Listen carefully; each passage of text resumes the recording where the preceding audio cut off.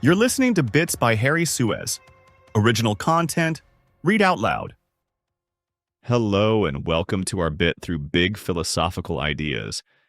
Today we're tackling a real heavyweight, an idea so bold it borders on the absurd. Or just maybe it's genius. Just imagine this for a second. You're chatting with someone and they tell you completely seriously, "Hey, I've proven Santa Claus exists. It's simple. I define him as the being who can be everywhere at once to deliver gifts. But to be somewhere, you have to exist, right? Therefore, Santa exists." You'd probably think they'd lost their marbles. Well, swap Santa Claus for God and you've got the core of one of history's most famous and debated arguments, the ontological argument. It's this wild idea, trying to prove God exists, not by looking at the world, not through faith, but with pure logic, just from a definition. Back in the 11th century, Anselm of Canterbury dropped this bombshell. God is that being than which nothing greater can be conceived. He argued, such a being must exist in reality. Otherwise, you could think of something greater, the same being, but actually existing. It's logically necessary. Really? Is it that straightforward? This deceptively simple argument, championed in different ways by intellectual giants like Descartes, Leibniz, and even revisited by the logician Kurt Gödel, might hold a deep truth about existence. Or it could be a massive logical illusion, a clever bit of conceptual sleight of hand. On this podcast, we're not pulling any punches.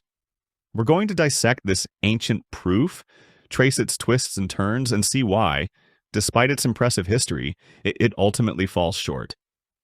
What it reveals might be less about God's existence and more about the traps hidden in our language, the limits of logic when facing reality, and maybe a very human desire for certainty in a doubtful world.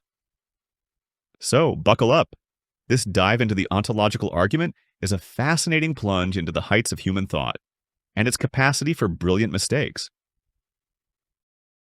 Let's talk about Anselm's magic formula. At the heart of Anselm's argument is that definition. God is that being than which nothing greater can be conceived. From there, the logic seems to unfold perfectly. This being exists at least in our minds. We can think about it, conceive of it. But just existing in the mind is less great than existing in reality too. So, if this greatest possible being only existed in the mind, we could imagine something even greater. The exact same being, but also existing in reality. That's a contradiction. The greatest conceivable being wouldn't actually be the greatest. Conclusion. To avoid this contradiction, this being must exist in reality. Clever, right? A pure logical deduction that seems to conjure existence out of thin air, just from a concept. It feels almost too good to be true. You can sense the trick, the verbal sleight of hand. You can almost hear Anselm saying, it's logically airtight. Necessity flows right from the definition. And a skeptic replying, logically airtight in the abstract world of your mind, maybe. But what's that got to do with the real world? The one where things exist or don't, regardless of how we define them. The suspicion starts creeping in. What if this is just a clever word game based on greatness and existence? A mix-up between the realm of thought and the realm of actual being. First cracks. Common sense strikes back. It didn't take long for the shine to wear off. A contemporary of Anselm, a monk named Gaunilo, fired back with a now famous objection, the perfect island argument. His reasoning is simple and brilliant. I can imagine an island more perfect than all other islands, filled with every beauty and treasure imaginable. This island exists at least in my mind, but an island that also exists in reality is more perfect than one that's only imaginary. Therefore, if my perfect island existed only in my mind, it wouldn't be the most perfect, since the real one would be better. Conclusion, following Anselm's logic. The most perfect island must exist in reality. The absurdity is obvious. Nobody seriously thinks that imagining a perfect island makes it pop up in the middle of the ocean. Gaunilo cleverly exposes a flaw in the form of Anselm's argument. If it works for God, it should work for any perfect concept, which is clearly false. This is common sense pushing back against conceptual gymnastics. If the argument proves too much, a perfect island Santa Claus, then it doesn't really prove anything meaningful at all. The critical turn, Kant and the predicate that isn't. For centuries, the ontological argument survived, fascinated people, and got new formulations. Descartes had a notable one, but it was Immanuel Kant in the 18th century who delivered what many see as the philosophical death blow. His weapon? A razor-sharp analysis of what it means to exist. The ontological argument, especially Descartes' version, God is perfect, existence is a perfection, therefore God exists, hinges on the idea that existence is a property, a quality, a predicate you can add to a concept to make it better or more complete. Kant completely rejected this. He argued existence is not a real predicate. Saying God is all-powerful adds a property to the concept of God, but saying God exists doesn't add another feature to the list. It simply asserts that the concept matches up with something in reality, that it's instantiated. Existence doesn't change the concept itself, it just states its connection to the real world. Kant used the example of 100 thalers, coins from his time. 100 real thalers don't have any extra properties compared to 100 imagined thalers. The concept, 100 units of money, is identical. The difference isn't in the concept, but whether the coins are actually in your pocket. Think of a modern analogy, the perfect smartphone. You can list all its ideal features: unbreakable screen, infinite battery, flawless AI. Saying "and it exists" doesn't add another feature to the description of the perfect phone. It just states your belief or wish that such a device is actually out there. Existence isn't just another speck on the list. Anselm might have argued back, but a God who exists is greater than one who doesn't. Kant, or his philosophical ghost, would reply, "You're comparing two concepts. The concept of an existing God isn't inherently richer than the concept of God. You're just asserting that one of them corresponds to reality. But that's the very thing you need to prove. You can't just assume it by treating existence like another checkbox on the perfection list." By treating existence as a predicate, the ontological argument makes a fundamental category mistake. It's a word game, confusing the definition of an idea with the assertion that the idea is real. And with that crucial logical distinction, the elegant house of cards collapses. A proof that cheats its own rules. What Kant's critique really exposes is a core problem that undermines every version of the argument. It doesn't actually prove anything because it just shifts the burden onto its own starting assumptions. Assumptions it takes for granted without ever demonstrating them. The argument basically says, if God can be defined as X, perfect, greatest, etc., and if existence is a perfection or automatically follows from that definition, then God exists. The logical structure, the if-then, might be sound, but it only proves the conclusion, God exists, if the premises, the if, are actually true and accepted. And those premises are exactly what's up for grabs. Is the concept of the greatest conceivable being truly coherent and free from contradiction? Can we even properly imagine that? Is existence really a perfection or a real predicate? Kant says no. Can we genuinely deduce real-world existence from purely conceptual or logical necessity? The ontological argument offers no independent evidence for these crucial starting points. It asks you to buy into them in order to reach the conclusion.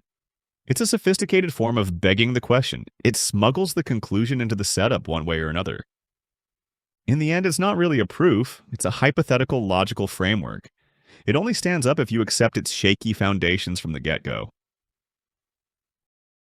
Version 2.0, Kurt Gödel, Can Logic Save the Day?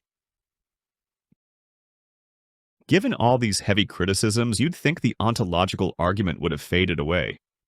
But its strange allure persisted.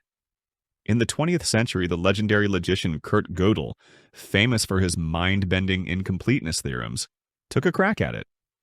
He proposed a highly technical version using modal logic, the logic of possibility and necessity.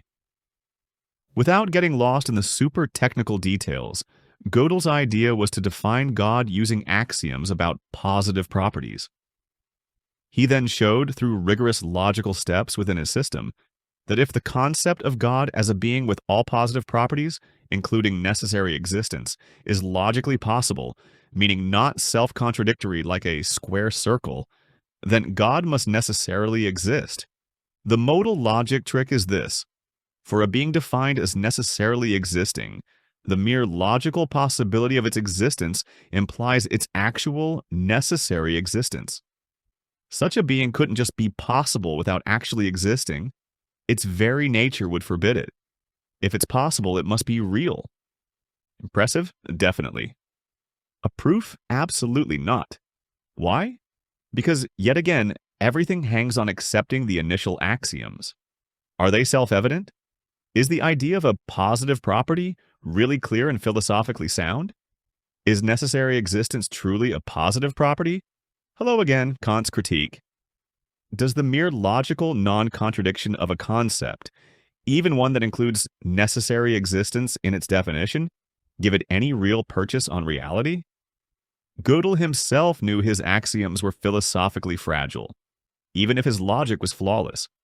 And he never published this proof during his lifetime, worried it would be misunderstood or misused. It seems even the greatest logician of the 20th century, armed with the most powerful logical tools, couldn't pull an existential rabbit out of an axiomatic hat. Formal logic can explore the consequences of our assumptions. It can't magically turn those assumptions into reality. Gödel's attempt, while fascinating as a logical exercise, just reinforces the original diagnosis. The ontological argument, even in its most sophisticated form, remains trapped within its own unproven assumptions. Dismantling the idols. But wait, someone might object. How do you explain why so many brilliant minds took this argument seriously for centuries? The answer lies in a simple principle. Respecting history shouldn't mean blind acceptance. It's crucial to recognize the historical significance of thinkers like Anselm, Descartes, and Leibniz, but it's just as crucial not to put them on untouchable pedestals and to evaluate their ideas with the critical tools we have today.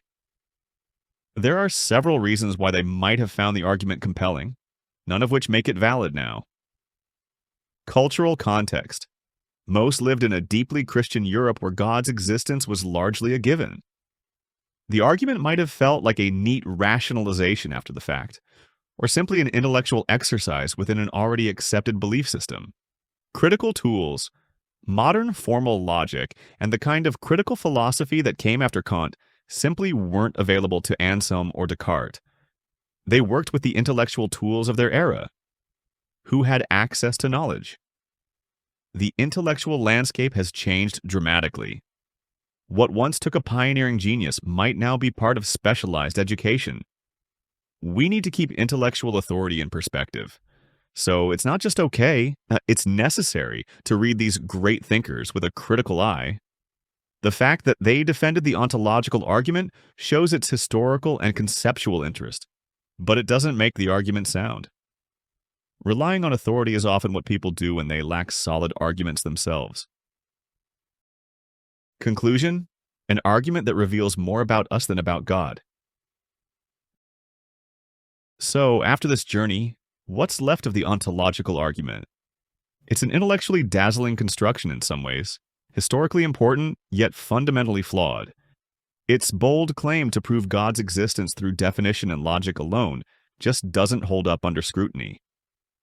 From Gaunilo's perfect island to Kant's logical dissection, and even through Gödel's complex attempt, the verdict is consistent. The argument muddles concepts with reality, wrongly treats existence as just another property, and rests on premises it can't actually justify.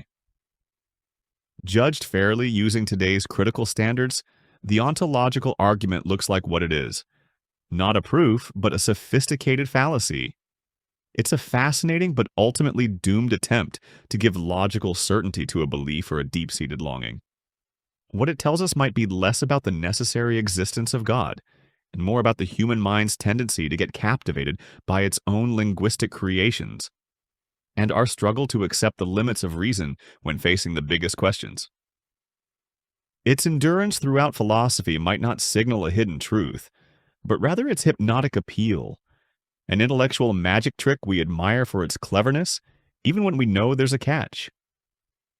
And once that trick is exposed, the argument stands revealed for what it truly is. Perhaps not so much a profoundly deep thought as a profoundly naive one. Thanks for joining us on this exploration. That was today's bit. See you in the next one.